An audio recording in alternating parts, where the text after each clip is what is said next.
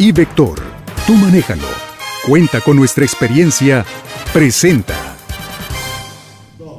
Está repercutiendo ya. Sí, un gobierno que invierte en infraestructura, un gobierno que activa la economía.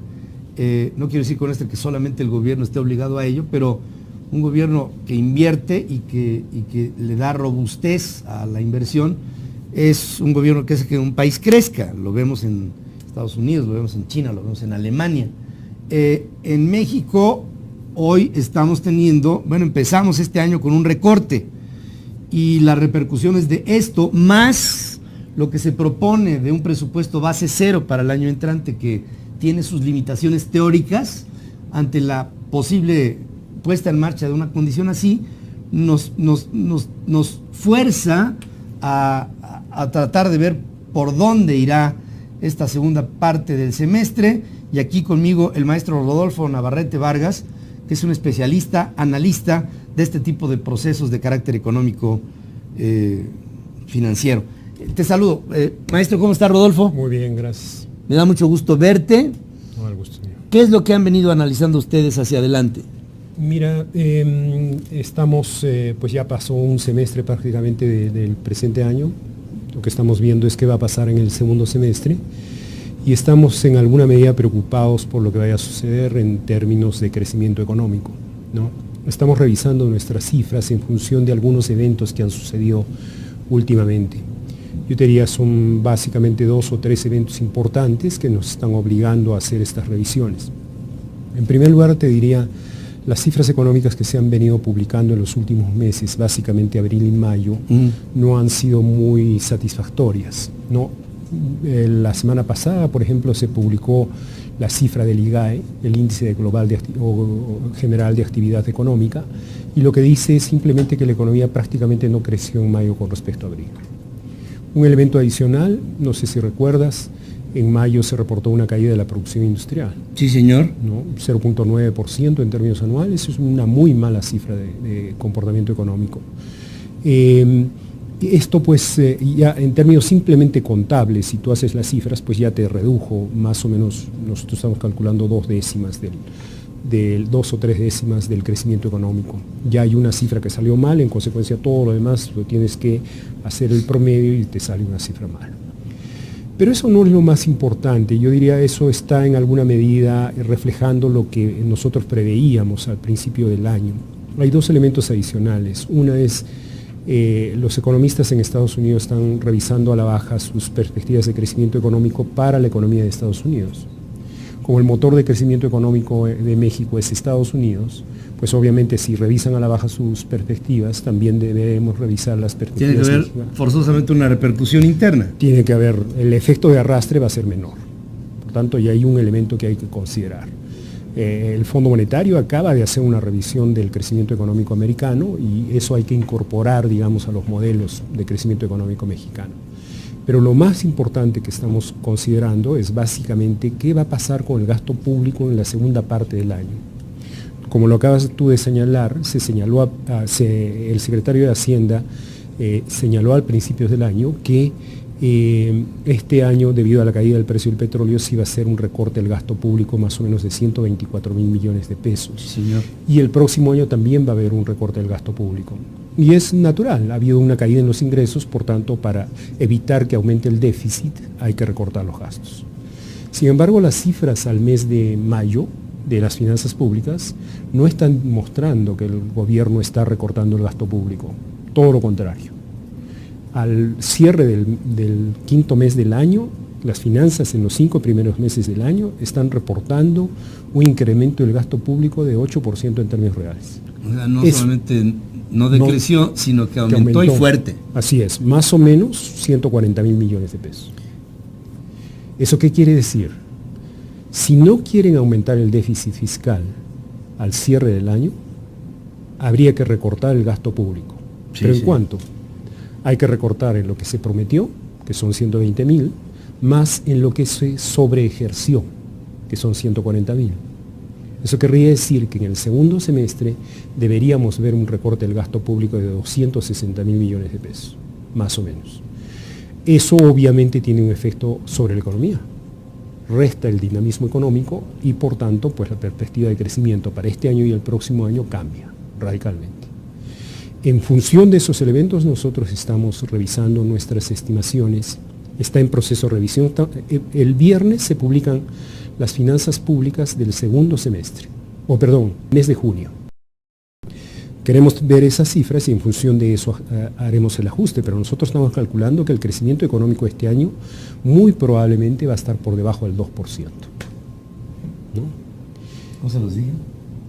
Y muy por debajo del 2%. Ahora, vienen agravantes. La paridad del peso con respecto a monedas fuertes, al dólar, al euro, insumos de nuestras importaciones para o bien productos terminados o bien consumo directo de aquello que traemos del exterior. Ya Concamín dice, no aguantamos más, tenemos que repercutir esto en el consumidor final.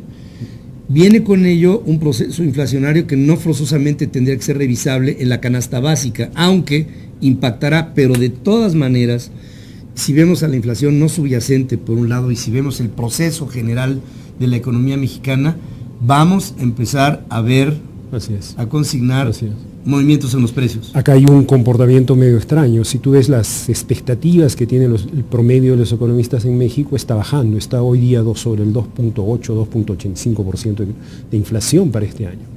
Pero es incomprensible que se esté generando una expectativa de inflación tan baja cuando tenemos el tipo de cambio en ese nivel. Claro, es un contrasentido. Así es. Es más, el gobernador del Banco de México en varias ocasiones lo ha reiterado y tiene toda la razón. El peligro más importante hoy día en México en términos inflacionarios es el traspaso de la depreciación del tipo de cambio a la inflación. Por supuesto.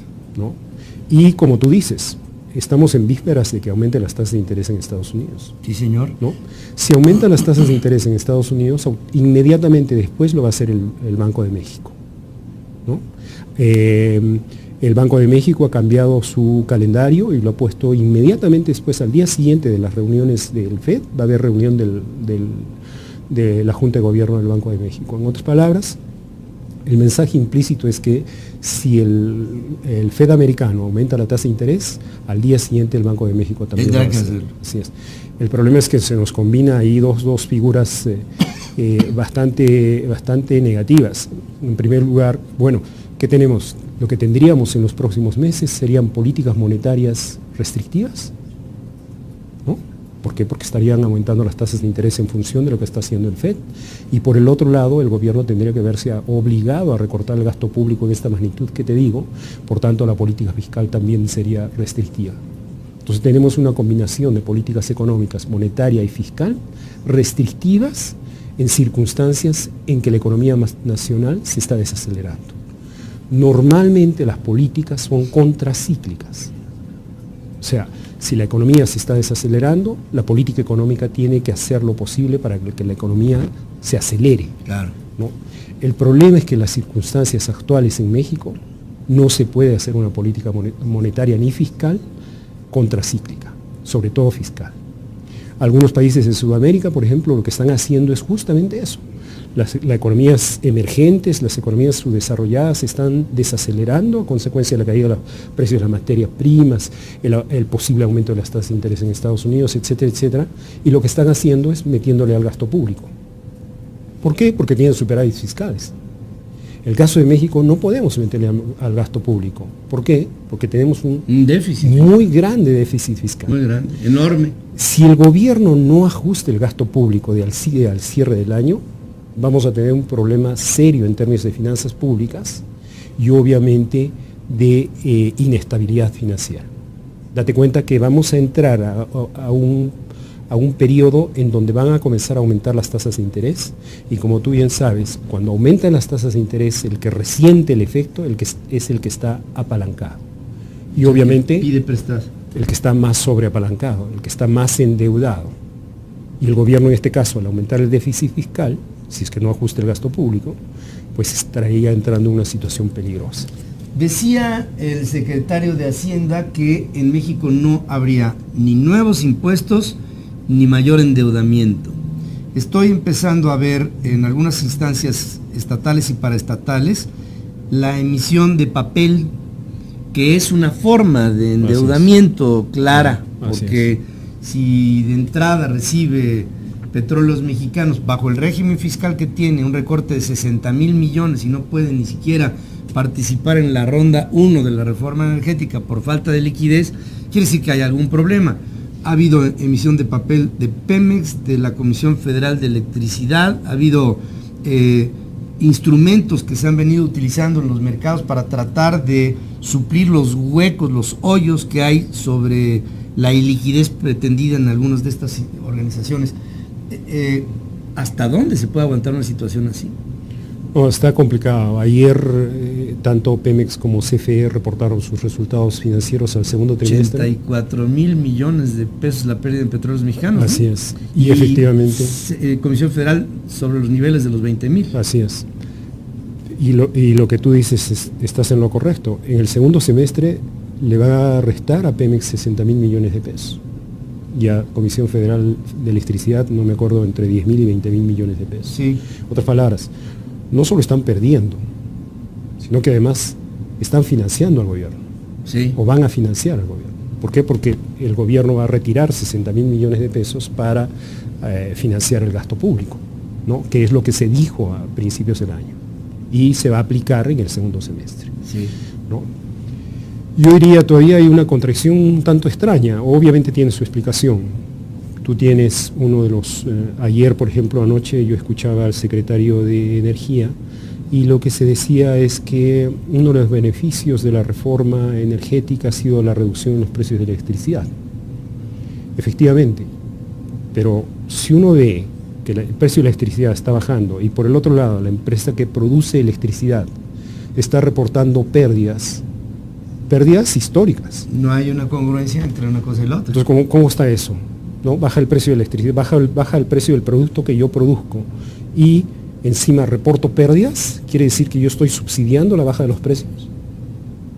Pues eso está es un contrasentido. Así es. Eso es un absoluto contrasentido. Y viene otra. A lo mejor ya es demasiado peso para todo esto, pero hacia el final de este semestre entraríamos con una revisión de un presupuesto base cero, que para algunos teóricos de la economía piensan que el presupuesto como tal base cero es simplemente la aplicación de un sistema que en lo único en lo que derivaría sería el más recorte. Así es. Nada más. Así es. La pretendida base cero es una utopía. Sí. Bueno, en realidad hasta el día de hoy se hizo una presentación del presupuesto base cero hace 2 semanas, en realidad no es un presupuesto base cero. No es un presupuesto base cero. Vino el Premio Nobel de Economía a la Cámara de Diputados y lo dijo desde el primer momento. Eso no es presupuesto base cero. Eso no es un presupuesto base cero. No, presupuesto base cero es otra cosa. En consecuencia, en México creo que no se va a aplicar el presupuesto base cero por una sencilla razón. Porque, como su nombre lo indica, eso implica evaluar cada una de las partidas del gasto público. Yo creo que en la ocasión anterior te había señalado, o hace 2 ocasiones te había señalado, que el presupuesto base cero aplicado en México al presupuesto público mexicano sería la verdadera reforma fiscal, ¿no? Porque habría una evaluación de cada partida. Hay muchas partidas que se están duplicando, multiplicando. Entonces hay que reevaluarlas, ¿no? ¿Cuáles son necesarias? Si lo que estamos gastando es... Racionaliza tu gasto. Así es, así es. Es una verdadera reforma fiscal, ¿no? Cosa que en términos estrictamente prácticos tendremos el año que entra un año con petroprecios deprimidos, con una menor producción petrolera, sin coberturas petroleras y con recortes de entrada del gasto público. Y agrégale un punto más. Bueno, ya que estamos metidos en el camino, agrégale un punto más. Las tasas de interés van a aumentar. Las tasas de interés en los Estados Unidos y la relación de la paridad de un aumento de las tasas de interés lo que hace es que te encarece el endeudamiento. Si tú quieres pedir un crédito, pues vas a tener que pagar más caro por el servicio. Por el servicio de la deuda. Complicado está el panorama para muchas economías, no quiero con esto decir que solamente la nuestra. Yo creo que Alexis Tsipras anda por el estilo, pero en el caso mexicano pensamos que habría la opción, el margen de maniobra para corregir algunas de las políticas públicas como se están llevando a cabo. No hay hasta este momento que veamos ninguna corrección y por lo pronto aquí ya la previsión otra vez, estamos en julio, y ya Rodolfo Navarrete nos está hablando de un crecimiento del Producto Interno Bruto que estaría por debajo del 2% para el PIB a nivel nacional final de año. Lo relevante acá es que un buen diagnóstico de la economía, para nosotros que estamos en el negocio financiero, te puede llevar a inversiones exitosas. Pues estaría extraordinario. Claro, acá simplemente hay que conocer. O sea, crisis implica oportunidad. Claro, exactamente, hay que saber cómo viene y entonces tú sabes dónde dirigir tu dinero, lo que tienes que reubicar. Uno diría, bueno, la Bolsa Mexicana de Valores va a dar mucho dinero, pero con una perspectiva de crecimiento tan bajo, muy probablemente no. Entonces tendría uno que buscar. Así es, pero hay sectores que se van a ver muy beneficiados. Por ejemplo, los sectores que están relacionados con Estados Unidos, con el crecimiento económico americano, etcétera, etcétera. Entonces, uno con un excelente diagnóstico puede encontrar cuáles son... Dentro de todo esto, las posibilidades. Ya está Vector Casa de Bolsa, hay gente como Rodolfo Navarrete que ha sido, miren, Vector Casa de Bolsa, no lo va a decir él, pero yo lo voy a decir, ha sido reconocida en instancias económicas nacionales como la organización de análisis más precisa en el país. Efectivamente, Consensus Economics nos acaba de dar un premio por ser los mejores pronosticadores en México, tanto de la inflación como del crecimiento económico. Y yo lo avalo, pero sin duda alguna que lo avalo. Este hombre, de verdad, que tiene una visión extraordinariamente objetiva de lo que está sucediendo y vale la pena escucharlo. Rodolfo Navarrete Vargas, director de análisis. ¿A dónde pueden ponerse en contacto con ustedes? Nosotros estamos en internet, en vector.com.mx, y por teléfono estamos en 018.000 Vector. Ahí está, Rodolfo Navarrete Vargas, director de análisis y de estrategias de inversión de Vector Casa de Bolsa. Vean ustedes el panorama, y en toda esta problemática, con todo y todo, hay oportunidades. Hay que aprovecharlas. Vamos a hacer una breve pausa. Gracias, Rodolfo. No, gracias a ti, Pedro. Gracias, como siempre. Te saludo con entusiasmo. Vamos a hacer una pausa, regresamos. iVector, tú manéjalo. Cuenta con nuestra experiencia. Presentó.